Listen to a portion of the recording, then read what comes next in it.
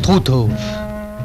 Dans ce bagne nazi où le four crématoire est resté debout, passèrent pendant les années d'occupation des milliers et des milliers de Français déportés. Combien n'en sont parvenus, affamés, torturés, suppliciés. C'est à leur souvenir qu'a été érigée cette flamme de pierre haute de 41 mètres que le général de Gaulle a voulu inaugurer lui-même. Au pied de ce mémorial, on viendra désormais s'incliner devant la tombe du déporté inconnu, autour duquel, garde d'honneur immobile et tragique, s'alignent les tombes de 900 déportés ramenés de tous les camps de la mort. Avec Douaumont, avec le Mont Valérien, Struthof est devenu aujourd'hui l'un des plus hauts lieux du sacrifice. Dans les chantiers de Brest, à côté du porte-avions Clémenceau, son homologue, le Foch a été mis à l'eau en présence de la fille du grand soldat de 1918 qui conduisit à la victoire les armées alliées. Le Foch avait été construit à Saint-Nazaire, puis conduit à Brest pour y recevoir son armement. De même classe que le Clémenceau, il mesure 257 mètres et jauge 31 000 tonnes. Il transportera une soixantaine d'avions, mais nous attendrons 1963 pour le voir entrer en service.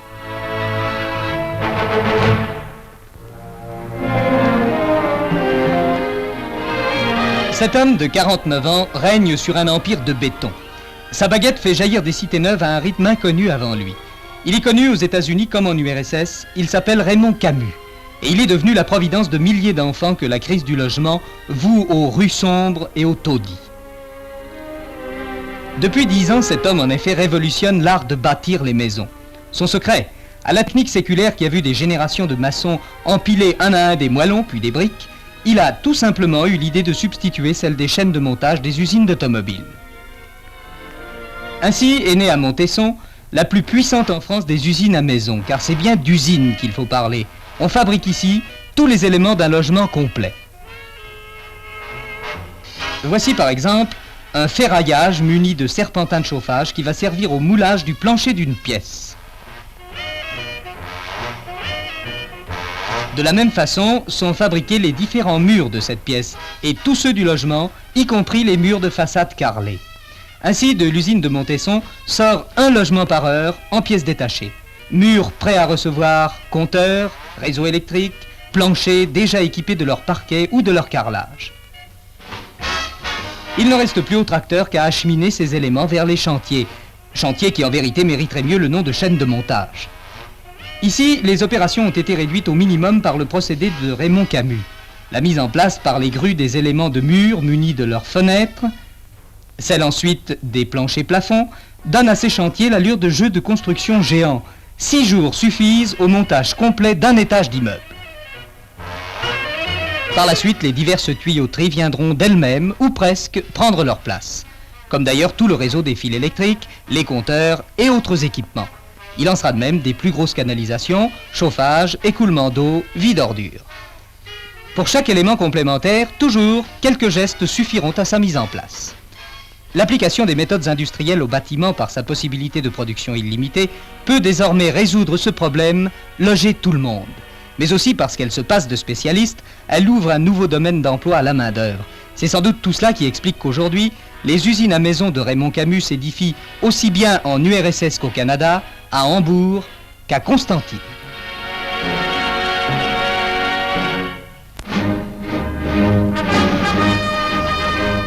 Qu'allait devenir le Congo? Constellation US débarquant des troupes suédoises, Ilyushin soviétique débarquant des forces ghanéennes, se succédaient sur l'aérodrome de Ndjili aux portes de Léopoldville. L'ONU hâtait son intervention. Les casques bleus partout dans la ville avaient remplacé les Belges. La rue avait retrouvé son calme et sa curiosité.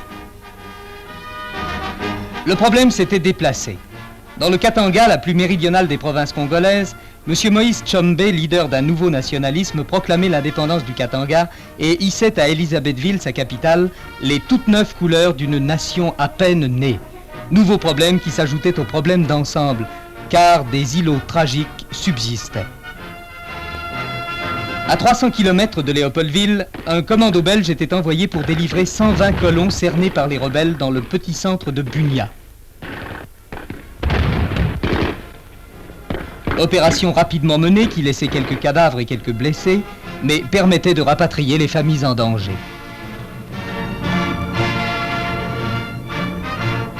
Pendant ce temps, à New York, le Conseil de sécurité écoutait le dialogue dramatique engagé entre Belgique et Congo. Je crois que quand le représentant de la Belgique répond le nombre de victimes, c'est le nombre de Belges. Et quand nous répondons, en tant que représentants du gouvernement congolais, nous considérons comme victimes tous ceux qui, sur le territoire national, auront été victimes des accidents, des incidents et d'autres faits précis. Le ton change avec le délégué belge qui, dans un silence oppressant, rappelle les heures sanglantes. Les troupes, elles sont intervenues strictement en raison du devoir sacré de protéger la vie et l'honneur de nos ressortissants. À Taizville, Madame J a vu la femme d'un officier violée 9 fois en présence de ses 7 enfants. Sur les 50 femmes que compte le camp Hardy, 43 ou 44 ont été violées. Enfin, que voulez-vous? Faut-il continuer? C'est vrai que nous faisions confiance au gouvernement congolais. Et c'est sans doute vrai qu'il nous faisait confiance aussi. Moi, il me faudra du temps, vous savez, pour que j'oublie ce 30 juin, où toutes les femmes que nous avions laissées sur place, avec nos enfants sur les bras, acclamaient les 2 souverains qui passaient, votre président et notre roi.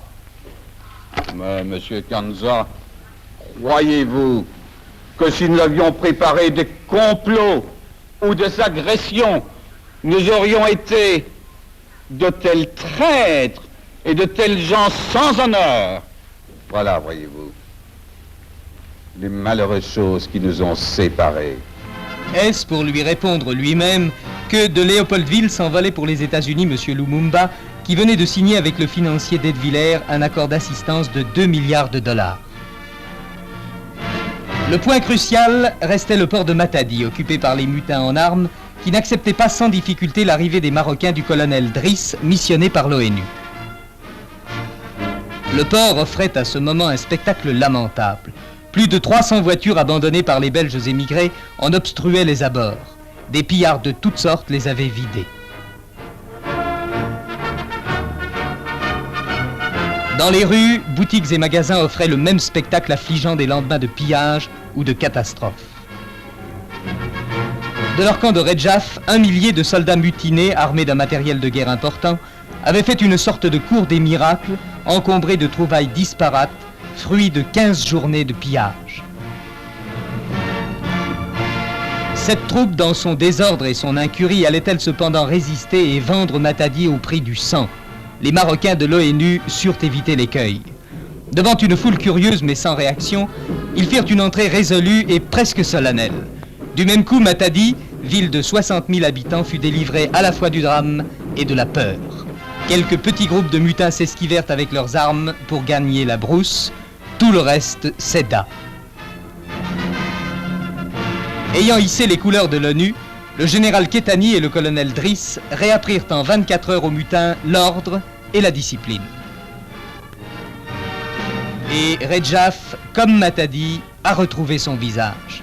Est-ce maintenant la fin du drame ?